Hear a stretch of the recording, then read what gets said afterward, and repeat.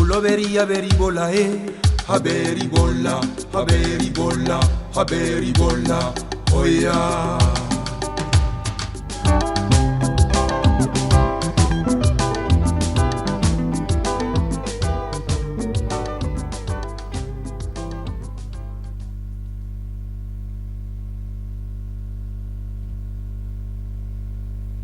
Arratsaldeon, enda ez da, bai.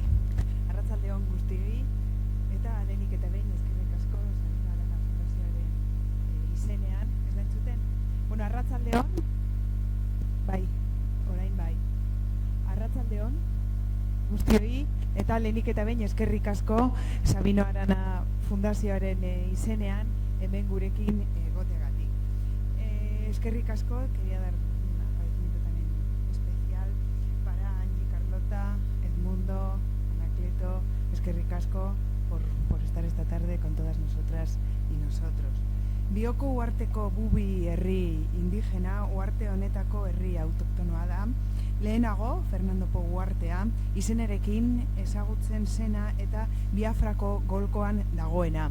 Nigeria eta Kamerun hegoaldean, Afrikan. 1978tik uharte hau bere herritaren borondatearen aurka Ekuatore Ginea estatuaren barruan dago. A pesar de la presencia europea, holandesa, inglesa y española en la isla de Bioko desde el siglo XVI, el pueblo bubi siempre conservó su soberanía. Los españoles, los últimos en permanecer en ella, en 1886, hicieron un tratado con los reyes bubis en cuanto a respetar su soberanía. Sin embargo, al marcharse en 1968, anexionaron la isla sin consentimiento bubi al territorio de Guinea Ecuatorial y desde entonces son una especie de colonia de Guinea Ecuatorial con las consecuencias de los abusos y sufrimientos coloniales que eso conlleva para el pueblo bubi. El gobierno de Guinea, además, ha ubicado la capital de su país en la pequeña ciudad de Malabo, lo que ha dado lugar a la invasión y ocupación de toda la isla. Jarraian ikusiko dugun dokumentala da Bioko uhartean Espainiar estatuaren aldetik eman zan kolonizazio prozesuari buruzko ikerketa lan bat eta erakusten du kolonizazio horrek bubi herrian izan dauen eragina. Eria TV produzituta dago eta Barbara Boula zuzendaritzapean filmak bubi herriaren sarraskiaren benetako kausari heltzen dio, Espainiar kolonizazio prozesuan eta bubiak Europara eta Amerikara esklabo bihurtzeko bahiketan oinarri hartuta. Prozesu honek 16. mendetik 20. mendearen hasierara arte iraun zuen. Para introducirnos en el tema en cuestión y explicaros los pormenores del documental, tenemos aquí con nosotras y con nosotros a su productora, Angie Carlota, y también a Edmundo Sepa, que son los que nos contarán un poquito más sobre el documental y luego podrán contarnos. Este micro está. Entonces, bueno, es que ricasco barriro de guztioi, allí quieras.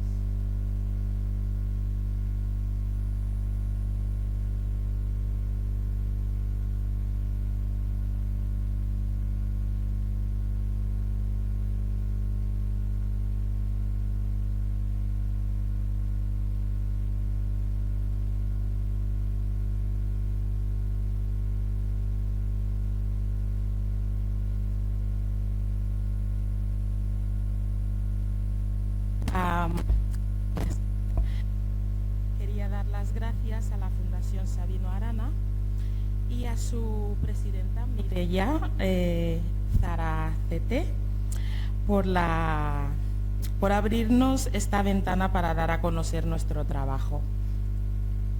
Eria TV es un canal comunitario fiable donde la gente puede encontrar investigaciones precisas, documentación visual de la cultura, la historia, la tradición y los valores del pueblo bubi. Cuando Eria TV descubre la existencia de afrodescendientes afroamericanos con raíces bubis, se pone en contacto con ellos y decide documentar sus historias, experiencias hacia la búsqueda de sus orígenes. Este documental tiene una duración de 1 hora y 15 minutos. Esperamos que lo disfruten y después de todo pues estaremos dispuestas a contestar sus preguntas. Lo hemos hecho con mucho amor, espero que lo puedan apreciar. Muchísimas gracias.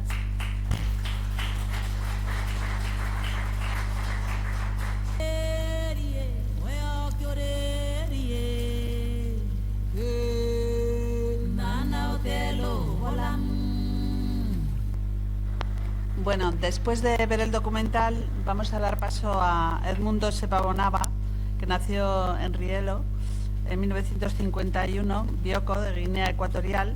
Reside en España desde septiembre de 1968 y en Barcelona desde junio de 1978. Sociólogo especializado en inmigración y cooperación internacional, profesor colaborador de la Cátedra de Economía Social de la Universidad Abad Oliba de Barcelona, presidente de TAM, ONG fundada en 1989 y especializada en el África subsahariana. Es miembro y representa en España de Jardin África.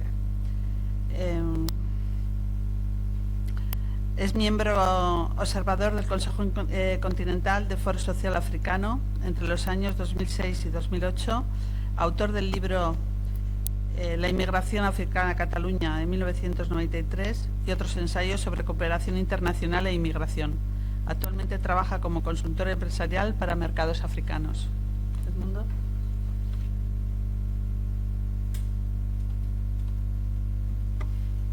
Bien, buenas tardes. Muchísimas gracias a la Fundación Sabino Arana. ¿Se me oye? Muchísimas gracias a todos ustedes, todas y todos ustedes. Quiero decirles solamente una frase, yo como Bubi, que ustedes nos están abriendo una puerta con la que yo jamás soñé. Somos un pueblo, yo lo defino como perdedor entre los más perdedores, el más ignorado, el más ninguneado. Pero aquí ustedes hoy nos dan un espacio para poder hablar. Es emocionante. Estamos contrayendo una deuda con ustedes que es impagable. No lo vamos a poder pagar nunca. Yo como persona, aunque sea barer, si alguna vez puedo ayudar algo a este pueblo vasco, estoy a vuestra disposición. Y para no perder el tiempo, porque necesitamos poder ganar espacio para un coloquio, he resumido una ponencia que nos permita ilustrar a partir de un PowerPoint, porque los mapas que tenemos, ¿cómo se pone? ¿Aquí? O sea, perdonen, soy bastante torpe en las nuevas tecnologías, lo confieso. Cuando se habla del tráfico de personas, lo que llaman la trata negrera, se habla mucho de lo que fue, pero fíjense qué curioso es que a pesar de que la isla de Bioko ocupa un espacio tan clave dentro del Golfo de lo que es el Golfo de Guinea, desde el primer reparto del mundo que se hizo, que fue lo que se conoce como el Tratado de Alcázovas en 1479 y que fue ratificado luego en Toledo entre los reyes de Castilla y de Portugal en 1480, por eso se le conoce también como Tratado de Toledo, ya aparece la isla señalada. Fue el primer reparto que se llama del Atlántico. Y luego este reparto fue ratificado en el Tratado de Tordesillas. Pero lo que primero he descubierto en este trabajo fue constatar que en el Tratado de Alcázovas o Tratado de Toledo, una de las cuestiones que había es que ya había navegantes castellanos o españoles operando ya en la zona nuestra. Y no creo que fueran a hacer turismo, ni a pescar, porque en aquella época la industria de la pesca no estaba desarrollada. Quiero decirles con esto que desgraciadamente nuestra isla está siendo saqueada y expoliada desde 1479 como mínimo, y que hemos soportado hemos sido objeto, víctimas de un rapto de nuestras personas de más de 500 años. Es muy duro, es muy traumático. Yo cuando me puse a investigar en este trabajo, fue a partir de una pregunta que yo me hacía: ¿qué nos ha pasado? ¿Qué nos está pasando? Lo mismo que se pregunta la mamá del documental. Yo pensé que era solo por la colonización, pero cuando miro la colonización, resulta que estos son mapas para que vean todo el recorrido de cómo aparece el mapa. O sea, siempre está la isla de Bioko, pero no aparece ninguna referencia a los bubis que se llevaban. Evidentemente, la trata tenía un componente racista blanco-negro. No se trataba de si llevábamos a bubis o a calabares o a nigerianos, pero es que incluso después de abolida, tampoco se ha hablado del saqueo humano del que fue objeto nuestro pueblo. De ahí cuando yo les digo muchísimas gracias por esta oportunidad que nos brindan, porque este es un tema del que no se habla. No se habla. Fíjense todo el mapa, y el proceso ha tenido diferentes etapas. Tenemos, por ejemplo, entre 1479 y 1778, que es cuando se firma lo que se llama el Tratado de El Pardo, que hay una dominación clara de Portugal. Pero en ese intervalo tenemos 1641 a 1647 que los holandeses se colaron. Y según los testimonios que yo he encontrado, los holandeses son los que introducen la captura a cañonazo limpio, porque se habían encontrado ya con crónicas de portugueses. Se lo voy a leer porque este es muy importante. El portugués Maris Carneiro, en 1641, dice que no debe desembarcarse en Fernando Poo sin la compañía de un guía que conozca la tierra, porque todos los habitantes son gente guerrera, que no quiere relaciones ni trato con los portugueses. Y luego añade: la isla está muy poblada, pero sus habitantes no tienen la costumbre de vender esclavos, no venden a su gente.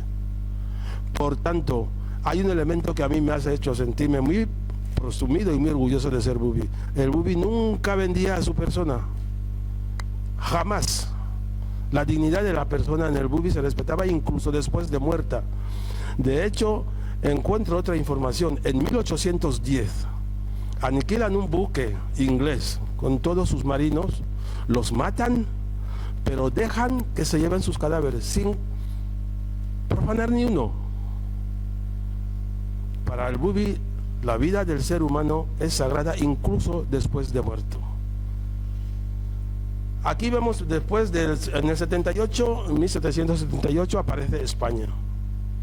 Esto es lo que a mí me preocupó cuando empecé a hacer mis estudios de investigación. Realmente, ¿qué le interesaba a España? ¿Por qué se interesó por nuestra isla? Yo cuando estaba haciendo lo que en aquella época se llamaba mi tesis fin de carrera, el ponente, mi profesor, me dijo: no, era porque la ruta de Fernando Poo a América era buena. Yo ahora cuando tengo un estudiante le digo: cuidado, una cosa es lo que diga el profesor y otra cosa es lo que tú tienes que hacer. Y yo me creí la historia, pero no quedé convencido y seguí buscando. Hasta que me encontré con una profesora, un trabajo suyo, Dolors Cantús, una valenciana, una profesora de la Universidad de Valencia, donde dice: España hizo un intercambio territorial entre la isla de Bioko y unas colonias en América porque necesitaba contar con un enclave, un espacio fijo de depósito y aprovisionamiento permanente de personas africanas para llevarse. Por tanto, para España, la isla de Bioko no era objeto para transmitir ninguna civilización ni nada. Era un puesto desde el que es como yo lo llamo nuestro Goré, como en Senegal está la isla de Goré. Ahí depositaban, de ahí está el mapa, este otro mapa, toda la gente que cazaban, capturaban en todas estas zonas, les llevaban a la isla y de ahí a América. Y de paso ya organizaban las redadas también en la isla y se llevaban a la gente. Bien, el periodo de los españoles también se les cuela en un momento dado los ingleses. Los primeros datos que he visto sobre Inglaterra es sobre 1783. entre 1783 y 1843. Pero ellos dicen que iban a predicar la doctrina religiosa, a llevar la civilización a estos pueblos. Pero rascando me encuentro con el testimonio de un geógrafo, un texto de 1846, donde sí que dicen claramente lo que quieren. Dice: queremos la isla de Bioko porque es nuestra puerta de acceso al delta del Níger para poder penetrar en el continente de África, capturar a los negros que necesitemos y hacer negocio. Bien, en un acto que hicimos en Madrid el año pasado, Angie, yo les dije a mi gente: señoras, señores, estaros tranquilos, en esto los bubis no tenemos ninguna culpa, somos víctimas. Y eso es lo que el mensaje que siempre quiero transmitir a mi gente. Pero no hemos tenido investigadores hasta ahora, no hemos tenido gente que averiguase lo que pasaba.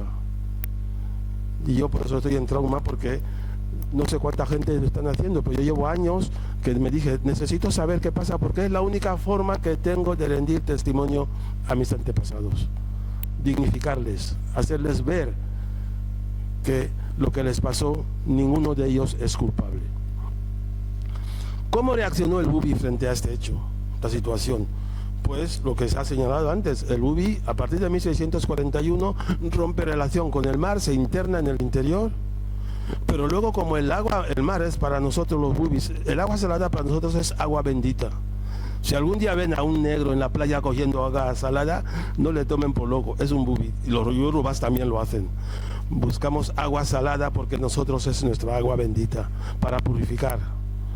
Cuando empieza el año, ahora no lo hago desde que me pilló una neumonía, el 1 de enero voy a la playa a bañarme para purificarme y dar la entrada al año nuevo. Pues el Bubi tuvo que adentrarse y romper esa costumbre. Otra cosa que hizo el Bubi, creó su propio sistema de alarma. Esa palmera que hemos visto en el documental, la gente subían desde arriba para vigilar cuando llegaba el barco, y entonces tocaban el buchuchú, el instrumento que teníamos, la trompeta, avisaban y todo el mundo se escondía, pero siempre se pillaba un despistado. Pero fíjense, en 500 años, de cuánta gente estamos hablando. Y cuando ya estamos que es abolida la esclavitud, otra vez. Yo viviendo en España me costaba, pero ahora en Londres, gracias al contacto que he entrado con otros africanos, me he sentido mejor para poder decir las cosas sin ofender, pero contar la historia como es. Y nos dicen: no, la isla de Bioko ha quedado vacía porque los hombres bubis son polígamos, contraen enfermedades infecciosas, son muy dados al alcohol y no sé qué. Eso es lo que nos vendió la colonización. Y este es el discurso que el bubi se ha tragado. Y no sabe que nuestra isla ha sido vaciada durante mucho tiempo. Bien, ¿qué me queda ahora para terminar? Que haya un pequeño coloquio. Les he hablado del Tratado del Pardo, luego si hace falta les leemos los artículos, el 13 y el 15, y a partir de aquí ya entra la labor de investigación, decimos: necesitamos poder explicar lo que ha pasado a nuestra gente, necesitamos la ayuda de los pueblos, los países que nos puedan ayudar, porque yo personalmente, mientras viva, lo he tomado como un asunto personal. Tenemos derecho a tenemos que reclamar justicia. Es un afán de justicia, no de venganza, como se está haciendo con otros pueblos, ¿vale? Lo dejo aquí para que podamos conversar, porque el tema es bastante largo, pero yo creo que es lo suficientemente ilustrativo para que se hagan cuenta. Fíjense, lo único que termino aquí en el mapa: ¿cuántos bubis pueden haber en América? Porque los barcos estos que salían en todas partes del continente, saliendo de la isla por todas partes. Por eso hoy nos encontramos con gente de origen bubi desde América del Sur hasta el norte, Canadá. Por eso es necesaria una labor de investigación muy grande para mí y para las otras personas que estamos trabajando. ¿Cómo lo queremos hacer? De momento, ya que hemos creado una fundación en Londres, ha costado, pero el gobierno británico ya nos la ha registrado, y ahora a partir de este año vamos a empezar a estructurar esta fundación para crear un grupo de trabajo compacto en este ámbito. Muchísimas gracias.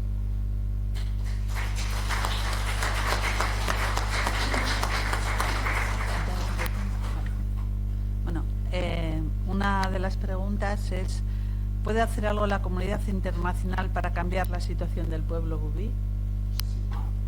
Sí, porque existen las campañas, por ejemplo, ya les digo yo, el hecho de, ahora casi vivo en Londres, por eso esto ha permitido afianzar nuestra relación con Angie, de trabajo. Existen las campañas de reparación por los pueblos esclavizados. Pero nosotros hemos tenido un problema, que no teníamos un órgano de interlocución. Esta es una de las razones por las cuales hemos creado la fundación, pero con sede en Londres, porque nos costaba mucho menos económicamente que crearla en España. Y a partir de ahí ya recurrir a los organismos especializados que se encargan para atravesar las reclamaciones que sean necesarias. Con la ayuda de todos ustedes, porque los vamos a necesitar, te lo digo en serio.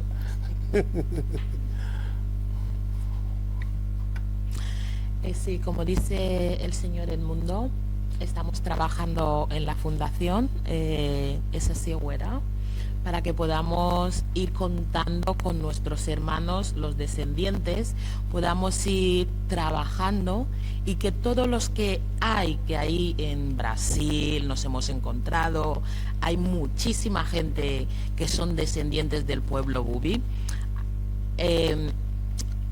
Creo que dice la Ancestry.com que el 25% de los afroamericanos son descendientes del pueblo bubí. Esto, imagínate la cantidad de gente que se sacó en la isla. Y muchos de ellos todavía siguen haciendo estos test de ADN y creo que hay mucha información que podemos ir recuperando. Y por lo menos trabajar en la historia de nuestro pueblo.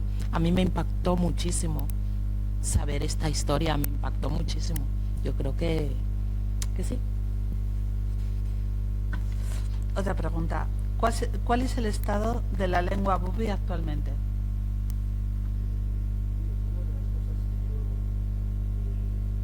Una de las cosas que más he agradecido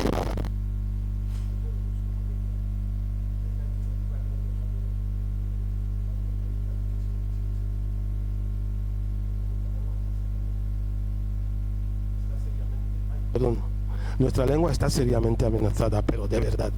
Yo en Barcelona, pues a veces me piden el currículum, no sé cómo ponerlo. Yo participo en un grupo de trabajo, que es el grupo de estudios de lenguas amenazadas de la Facultad de Filología y Comunicación de la Universidad de Barcelona. Y ahí hacemos trabajos de investigación sobre lenguas amenazadas. De las diferentes lenguas que tenemos, que una vez hicimos unas jornadas, vino una señora vasca explicando la experiencia de Euskadi. De las diferentes lenguas que hemos encontrado, de las que estamos intentando trabajar, la más seriamente amenazada es la bubi. Entre otras razones, porque no se conoce nada del bubi. Por eso. Sí, la asociación EVOVE están haciendo un trabajo enorme desde Bioko.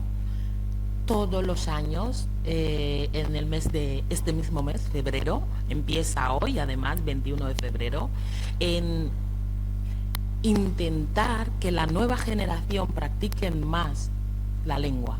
Yo es algo que he perdido, porque yo no, hoy en día estoy haciendo el esfuerzo, porque no es lo mismo saber esto desde pequeño, practicar tu idioma, a que estés aprendiendo tu idioma a estas alturas. A mí me cuesta pensar en bubi, porque toda la vida he hablado español. Entonces, creo que estamos trabajando mucho y necesitamos de todos los bubis que hay en la diáspora, por favor. Participar en este trabajo es un esfuerzo muy grande que se está haciendo para que nuestros descendientes, las generaciones que vengan, puedan practicar esta lengua, porque se está perdiendo y es una gran pena. Sí. Bueno, otra pregunta que aparte habéis respondido. ¿Qué hacen desde la diáspora para conservar la lengua y las costumbres bubis? Yo hablaría de dos aspectos. Desde el punto de vista formal, que es el que es visible de cara al público, porque yo siempre en sociología, cuando hablo de lo que es sociedad formal y sociedad, la parte que no se ve. Desde la parte que no se ve, de cara a la sociedad, eso pasa mucho con todos los grupos africanos, hay una fuerza bastante importante en la práctica de intentar hacer las prácticas tradicionales. La parte que se ve son las entidades que se han creado, asociaciones culturales, de grupos de personas que están trabajando todo lo que es la difusión de la cultura, y luego está la otra parte de personas, como es el caso mío, que nos dedicamos a la investigación. Lo que a mí me está preocupando de momento es que de momento no hay coordinación en el trabajo, ¿eh? Y esa es una de las labores hacia las que vamos, y esa es una de las labores en las que yo creo que ERIATV está jugando un papel muy importante, porque de repente se está convirtiendo en el canal de referencia para la gente bubi y gente no bubi que quieren conocer, porque la calidad del trabajo que está haciendo es bastante bien valorada. La verdad que nada que decir, lo ha dicho todo, sinceramente. Y gracias a él, todo el trabajo que parte de ERIATV y que estamos haciendo es con el apoyo del Señor del Mundo Sepa. Sí.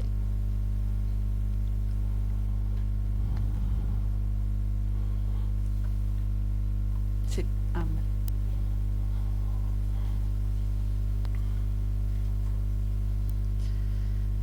¿Qué extensión tiene la isla y en qué situación está el autogobierno? Vale. Vale, es que recasco. La isla tiene una extensión de 2.000 kilómetros cuadrados, dicen los libros. El concepto autogobierno fue borrado porque desde la independencia, que fue proclamada la independencia de Guinea Ecuatorial, se creó un estado centralizado, jacobino totalmente, modelo de estado jacobino totalmente. Por tanto, el concepto autogobierno no existe en el UBI desde hace mucho tiempo. Es de las cosas por las que, los que más están militando en política es lo que se está reclamando. Por tanto, cuando aquí ha hablado Angie antes de que realmente ahora, es que es muy duro decirlo, pero es así. Nosotros hemos pasado de una colonización a otra. En este momento el bubi está ninguneado. Existe lo que yo llamo mucha bubifobia. Tú eres bubi, pero en tu tierra no eres nada. Y resulta que en la diáspora estamos mucho más valorados que en nuestra propia tierra. Y eso es lo que quizás nos tiene más traumatizados, porque ese sueño de querer decir voy a mi tierra a pasar un tiempo allá, dependiendo de quién se trate, te ponen tantas pegas. A mí una vez me negaron el visado de entrada al país y fue duro. Sí, fue duro. Quería ir con mi hija y me negaron. Y le dije, hija, tienes que ir tú sola. Y cuando llegan un día, dice, mira, eres hija del Mundo Sepa, se encontró con una pop, la pegaron. Qué duro. Le dije, lo siento, es el coste que tenemos que pagar por ser bubis. Es muy duro, pero es muy esperanzador. También lo digo, porque esta diáspora que hemos encontrado, yo creía que estábamos totalmente solos, ya. Pero ahora yo sé que ya no lo estamos tanto. Tenemos aquí al pueblo vasco que nos está de verdad apoyando muy sinceramente, y tenemos esa diáspora. Eso a mí me da un subidón para seguir trabajando que no se lo pueden imaginar, de verdad. ¿Hay alguna pregunta más?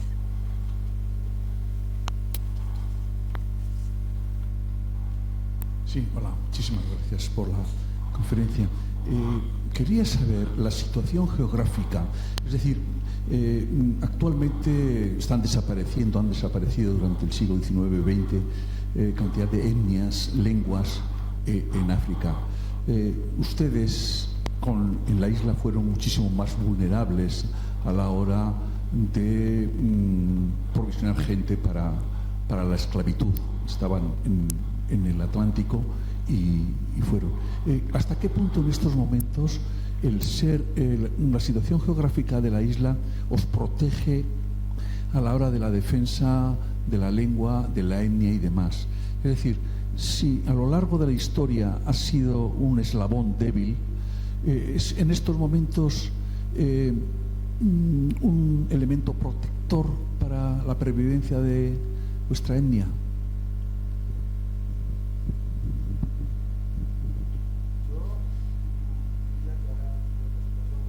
La habilidad es mayor.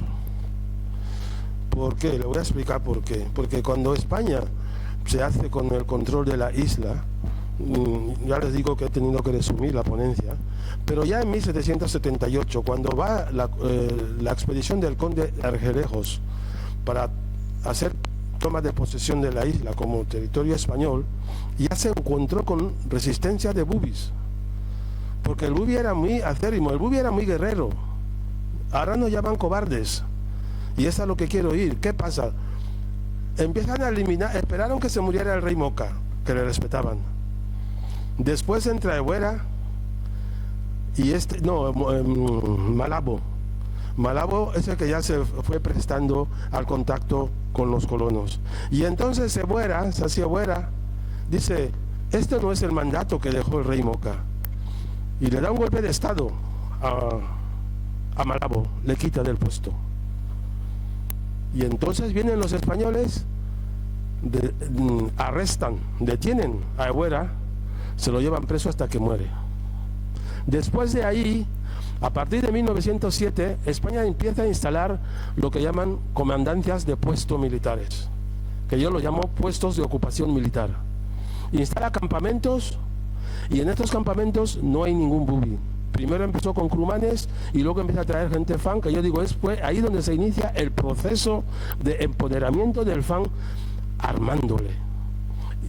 En 1910 hay otra revuelta en Lubá, que lo acabamos de publicar estos días, Lubá. Le retienen, lo matan otra vez y le retiran a los bubis, les obligan que devuelvan todo el que tenía una escopeta que la devuelva. Incrementan el número de puestos de comandancia de puestos, prohíben, o sea, introducen el castellano, y a partir de 1928 por ahí, si tú quieres trabajar para la administración que se está montando, no puedes hablar bubi. Y esta tarde le contaba a un señor, mi padre me metió de internado, ya éramos el año 62, y en el colegio, si tú hablabas en bubi, te ponían de rodillas, con los libros así, cara a la pared. Así es como nos fueron apartando del uso de nuestra lengua. Y si tú hablabas bubi, no podías acceder a ningún puesto de trabajo en la administración pública. Tenías que renunciar al uso de la lengua bubi. Este proceso se agrava más con la independencia. Y nos encontramos con padres que ya no hablan a sus hijos en la lengua bubi. Y ahora el problema está en que la generación, nuestros hijos, yo por ejemplo, mi hija tiene 43 años, no habla y no hace más que reprochármelo. Digo, hija, es que yo no supe cómo hacerlo, como dice ella, porque o sea, yo sé hablar bubi, yo hablo bubi, pero con mi hija no supe cómo hacerlo para enseñarla. Y esta situación se ha ido agravando. No hay instituciones que se hayan preocupado de decir, vamos a revitalizar esta lengua hasta hace bien poquito. Y paralelamente a la posición geográfica que usted dice, la isla está tomada militarmente en estos momentos, desde entonces, pero ahora la toma militar es todavía mucho mayor, porque el señor de la pared, como lo llaman ahí, ha incrementado el número de militares de cada pueblo a otro. Siempre hay un control policial. Ahora ya no es el castellano la lengua dominante, sino es la lengua fan. Y entonces el bubi, lo único que nos queda es cuando estamos en casita, si aún tienes a alguien que habla. No hay ningún instrumento de revitalización más que ahora que están con lo de la lengua. Hoy mismo, como dice, el día de la lengua. Están saliendo las nuevas generaciones que se están preocupando, pero sin ningún apoyo desde el gobierno. Es toda iniciativa de ellos, de la gente que montan esas actividades. Lo cual quiere decir que si mañana o pasado les pasa algo, todo el trabajo se queda en nada. No hay garantía de que su trabajo pueda tener una continuidad. Por eso hablo de esa vulnerabilidad. No hay como una institución que dijera, una persona se puede poner enferma, otra puede estar, siempre la institución se encargará de buscar a otra. En este momento no se da esta circunstancia. Sí. Buenas tardes y muchas gracias a todos ustedes por estar aquí y a darnos apoyo en nuestro proyecto. En referente a lo que es la lengua bubi y los bubis en la isla de Bioko, yo como descendiente de padres bubis y he vivido la situación en Guinea, en nuestra isla. Yo no hablo el bubi y yo salí de esa isla con 10 años. Mi experiencia personal fue el acoso que teníamos constante de las fuerzas de seguridad que patrullaban los poblados con metralletas y nuestros abuelos les daban miedo a hablar con nosotros en nuestro lenguaje, porque siempre decían, si mencionaban el nombre de el personaje de la pared que estuviera en ese momento al mando, los niños podíamos delatarlos, porque en concreto el nombre Macías no se podía pronunciar en las casas. Y los mayores hablaban el bubi entre ellos. Los niños nos echaban cuando tenían que dialogar y criticar sobre el sistema. Nos hablaban el pichín y nos hablaban el castellano. Yo soy una de esas hijas bubis que adoro a mi pueblo. Me siento avergonzada por no saber mi idioma, pero no por ello bajo la cabeza cuando otros bubis me dicen, ¿no te da vergüenza no hablar tu idioma? Digo, no me da vergüenza. Es más, soy testigo de una realidad que ha pasado en mi pueblo. Gracias a todos.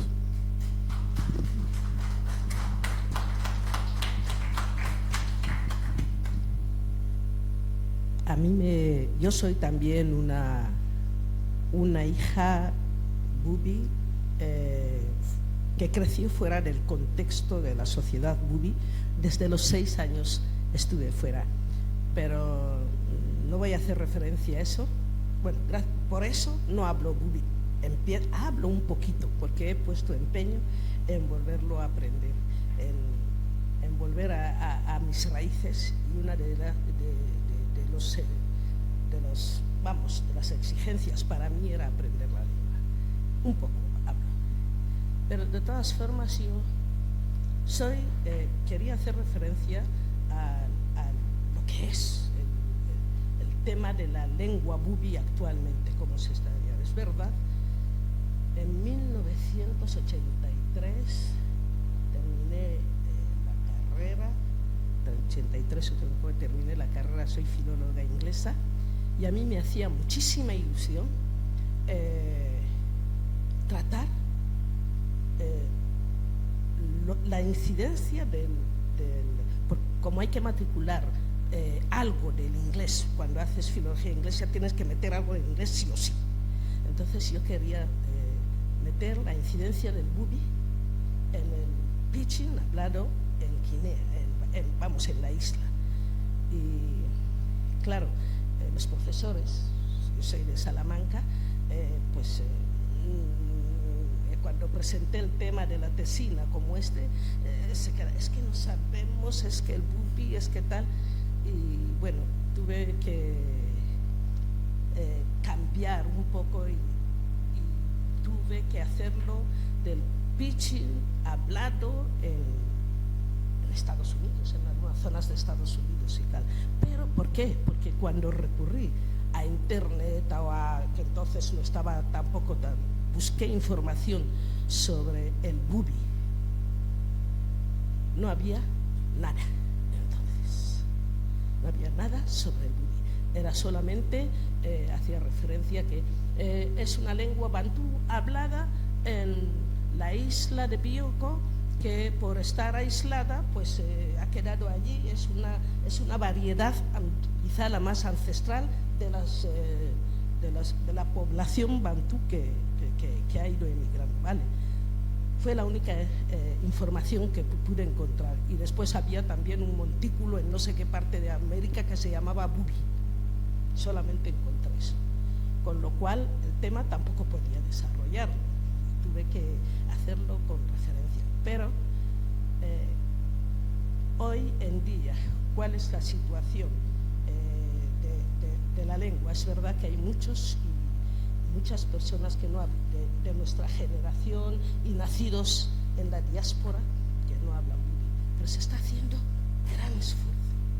gran esfuerzo por esa lengua, por esa cultura. Eriatibi está allí, hace trabajos interesantes.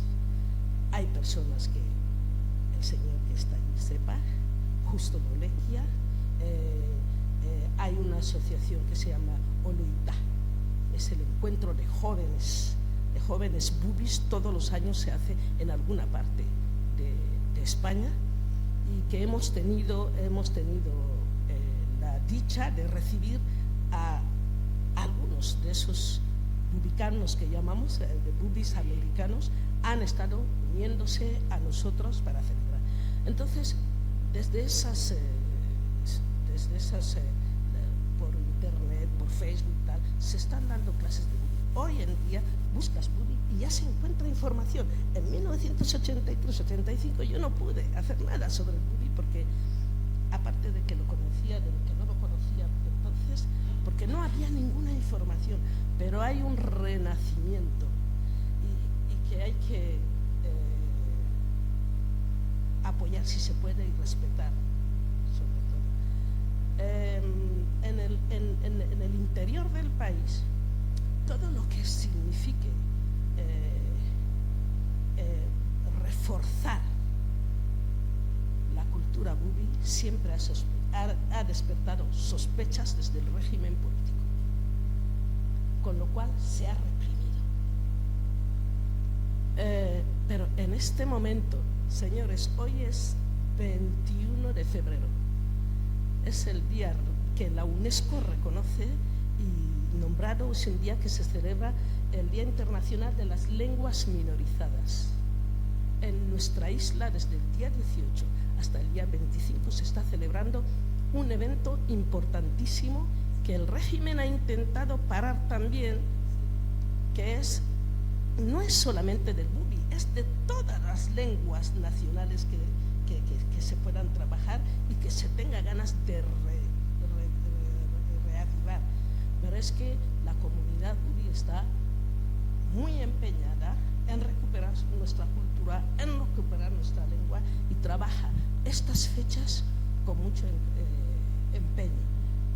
Desde la asociación Ebove están celebrando hoy, 21, el Día Grande de la Lengua y la Cultura bubi. Gracias.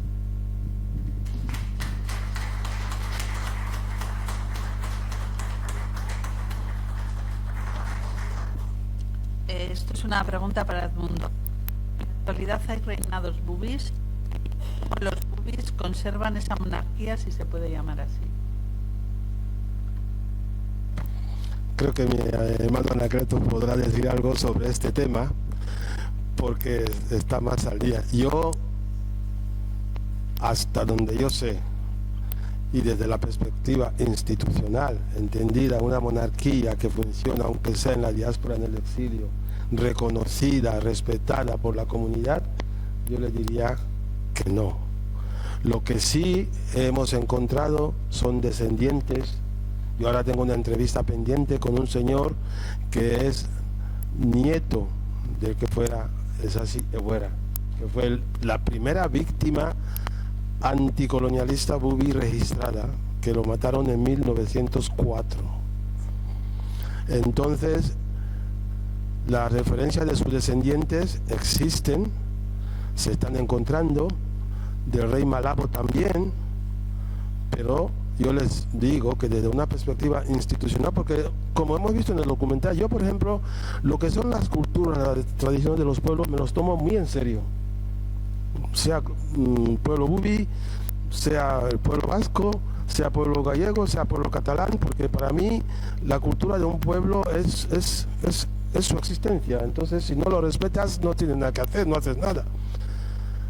Y esa cultura, la manera que se mantiene de decir, por ejemplo, nosotros teníamos un reino, necesitamos que estos descendientes se pongan en marcha, pero yo, desde luego, quizás es por mi disciplina, yo soy muy exigente. Usted no me venga con decir porque es descendiente del rey Malabo, yo ya le tengo que decir pleitesía. Entre otras cosas, porque en el sistema monárquico bubi, la sucesión no va directamente de padre a hijo. No era así. La relación en la sociedad nuestra bubi, el poder no lo transmite. Aquí se ha dicho una frase que me ha gustado cuando se ha hablado de la espiritualidad bubi. Son los espíritus, teníamos los grandes sacerdotes que dentro de la familia son los que designaban quién tiene que tomar el cargo de relevo a la siguiente persona. Pero ahora nos salen elementos que dicen soy descendiente de tal, y yo, para mí, no lo están haciendo bien. Lo cual no significa que esté mal, porque están haciendo recuperar una memoria. Pero por favor, ya que os habéis puesto, intentar hacerlo bien. Es lo único que yo puedo decirle. Pero, insisto, yo creo que mi hermano puede decir algo en ese sentido. Bueno, muchas gracias, Edmundo, pero bueno, la verdad es que el protagonismo os corresponde a vosotros. Lo que los reyes bubis el reinado bubi era como una especie de reinado federal, más bien de carácter espiritual que de carácter político. El rey era una persona, o sea, se le nombraba y era el primer servidor del pueblo. Cuentan que cuando Bonelli fue en 1830, no sé, 1800, cuando fue Bonelli a Fernando Po, se entrevistó con el entonces rey Malabo y le transmitió que el rey de España le iba a dar prebendas y que le iba a coronar como rey. Se negó, lo negó rotundamente. No podía aceptar estar por encima de sus súbditos. Así que el reinado era más bien espiritual que político o militar, porque el poder político, aunque el rey era la cabeza del ejército, el siguiente, que es el buita, es el que se encargaba del tema del ejército. El último rey que yo sepa, que sería el rey, se llamaba Mariano Riopo, era de Basupú, y Macías mandó matarles. Entonces, todavía hay gente, hay bubis que son monárquicos, hay varias líneas dinásticas y se podía buscar, incluso ya a mí me consta que en una parte de la isla ya se ha dicho quién va a ser el rey, pero también están los descendientes de Buera, los descendientes de Malabo, pero esto es una cosa que suele ser una elección prácticamente a nivel de poblados y consultando cómo son estas cosas con los sabios de la isla.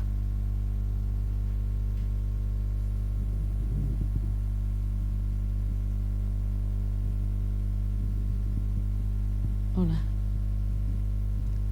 Sí, buenas tardes. Me llamo Lidia Kinson.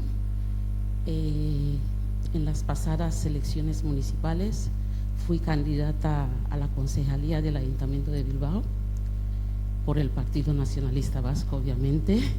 Soy bubi y mis palabras son de agradecimiento a la Fundación Sabino Arana, a mi hermano Edmundo y a Angie por ese trabajo que estáis haciendo. Estoy contenta y tranquila porque sé que mis hijos encontrarán material, podrán aprender cosas que igual yo no llego a enseñarles. Mis hijos son bubis, obviamente, pero hablan euskera. Entonces ahí lo que ha dicho Edmundo, no tenemos que sentirnos muy culpables. Yo también chapurreo el bubi, pero no sé hablar mucho. También soy hija de Macías, nací justo el año de la independencia, por suerte o por no sé ni qué decirlo, porque desde entonces hemos ido para abajo. Y bueno, muchísimas gracias, Eskerrik asko, por tenernos aquí, por abrirnos esta puerta y darnos esta oportunidad.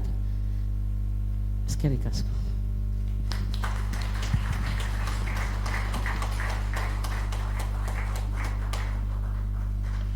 Bueno, Eskerrik asko, muchísimas gracias.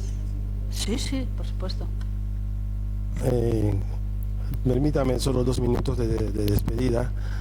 Yo soy una persona que procuro afrontar todas las situaciones buscando el lado positivo.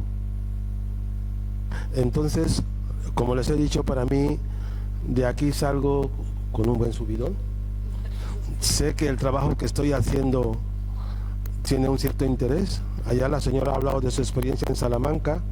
Pues yo le voy a decir a usted que mi trabajo España en la isla de Fernando Poo tardé 15 años en poderlo publicar, porque lo entregué en Cooperación Española en el año 91 y lo tuvieron 8 años, hasta que un día, y luego también se lo decir una cosa a mi hija, señoras, señores bubis, por encima de todo el espíritu bubi es libre, y un día cogí, desde Barcelona, me fui a Cooperación Española, devolverme mi original, Kibu-i, como se dice en bubi, Kibu-i.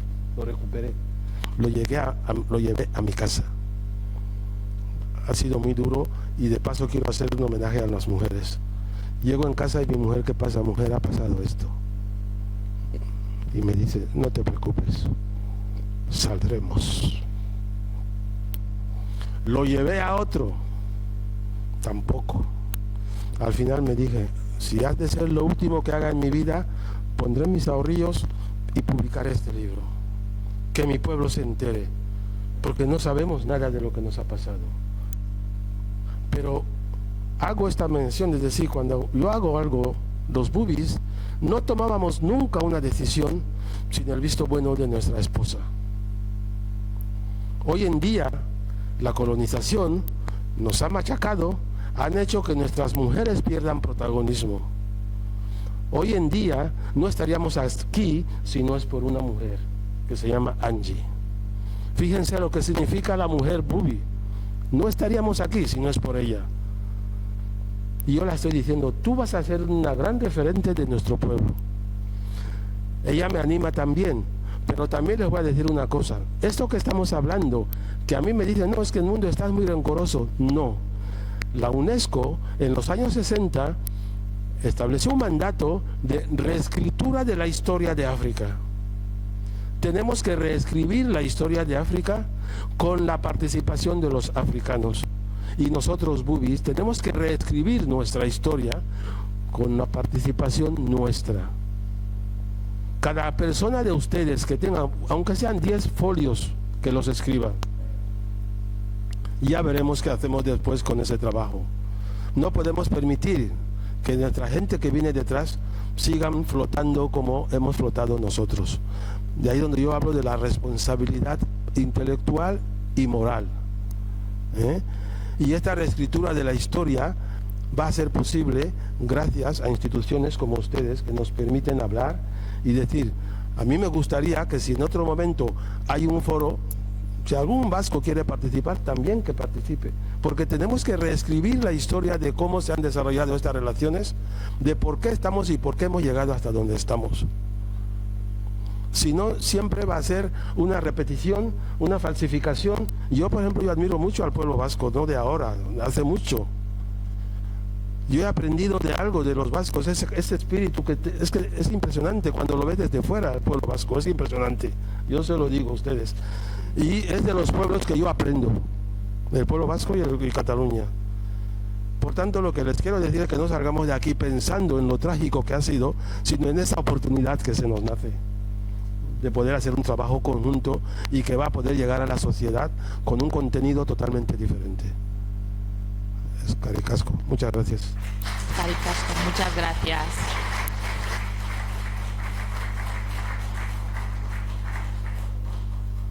Bueno, es que ricasco Angie y Edmundo, es que ricasco de Torcegachil y bueno, ahora podéis seguir hablando tomándoos un charolí y un vinito, ¿vale?